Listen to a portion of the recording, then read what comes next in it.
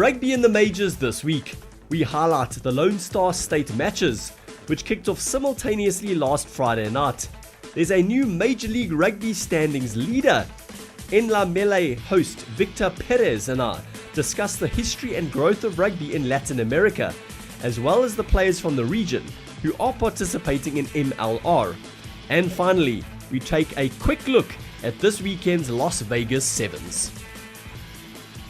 It was not a great night for Texas rugby. The Toronto Arrows defeated the Houston Sabercats 44-27, and the San Diego Legion downed Austin Elite 45-17.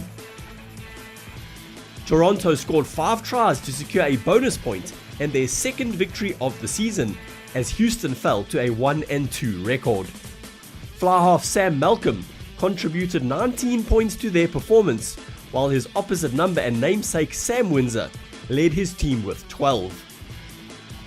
The visitors' tries were scored by John Sheridan, Colby Francis, Avery Oiterman, Spencer Jones and Andrew Wilson. San Diego extended their winning streak to 4 games, while Austin remained the only winless team in the competition. After dropping their first encounter of the season to Rugby United New York, the Legion moved into first place by handing Elite their 5th straight loss. Following 4 reasonably close matches, the visitors exploded with 6 tries, while the home side fell 1 try short of the bonus point.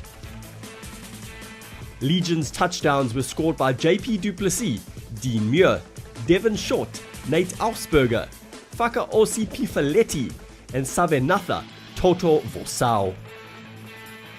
In the Battle of the Rocky Mountains, the Utah Warriors and Glendale Raptors recorded Major League Rugby's first ever draw in Salt Lake City. After 80 plus minutes, the teams could not be separated.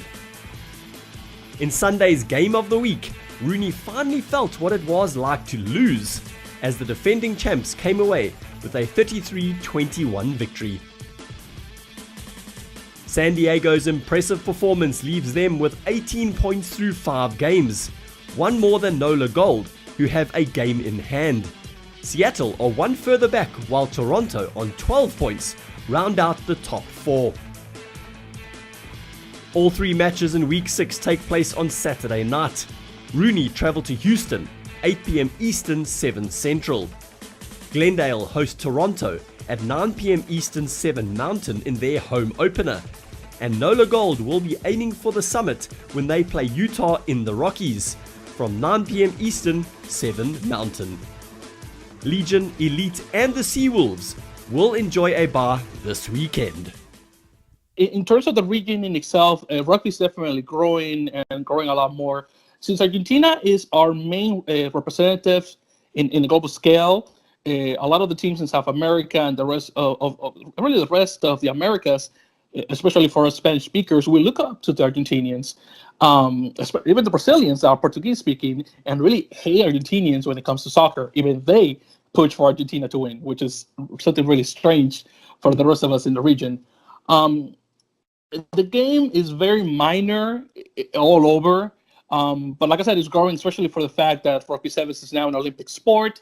So, of course, you have the revenue coming in from the Olympic committees in each country, which has been great because Belize has their own Sevens team that played their first 15th international against Guatemala. Belize was really the last Central American nation to have a rugby team, which is funny because they were a British colony, so we'd assume rugby would come in. Bolivia finally got their own rugby team Sevens. The last South American team to get their own rugby team, which is great. So now officially every country in continental Americas has a rugby team.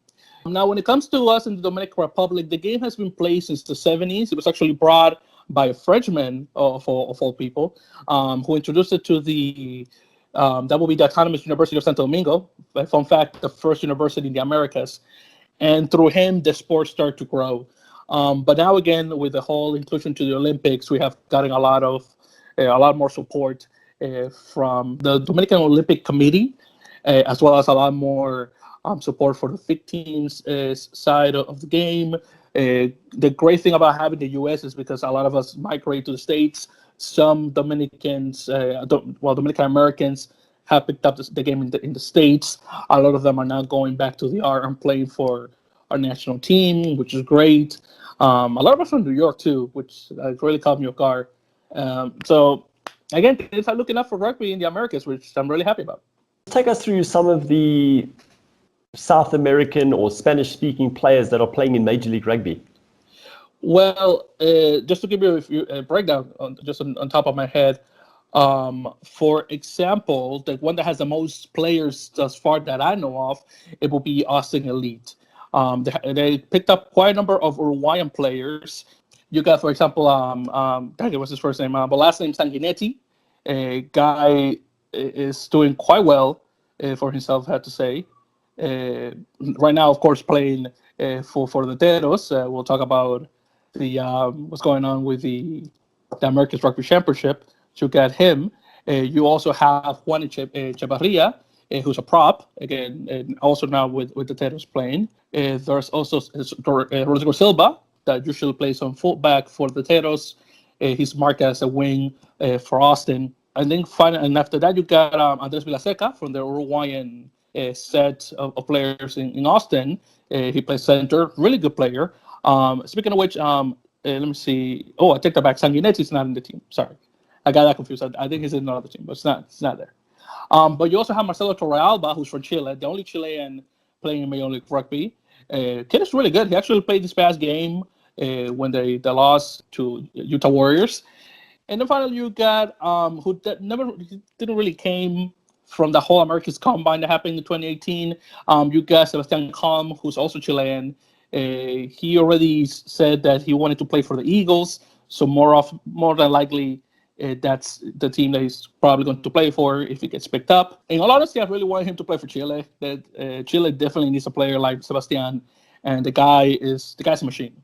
In all honesty. Then you got Houston. They're the guys that got Sanguinetti, Mateo Sanguinetti specifically, again playing prop. They also have Diego Maño, who's a lock, also now with the Teros. Alejandro Nieto, who's the captain for the most part of the Uruguayan national team. Santiago Arata, that I guess we'll talk more about him again when the Americas Rugby Championship thing comes up.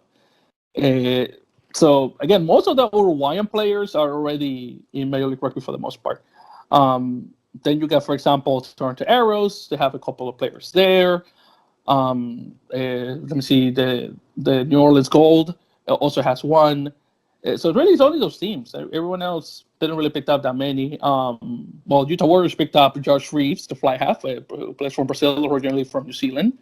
And I guess, that will be the contingency right now. The USA are the defending champions of this weekend's Las Vegas Sevens and jointly lead the standings with New Zealand, who won the last leg in Sydney. The Eagles' consistency has been impressive, but they've lost all 4 cup finals so far this season. Their defense begins on Friday against Kenya at 7:50 p.m. Eastern, 4:50 Pacific.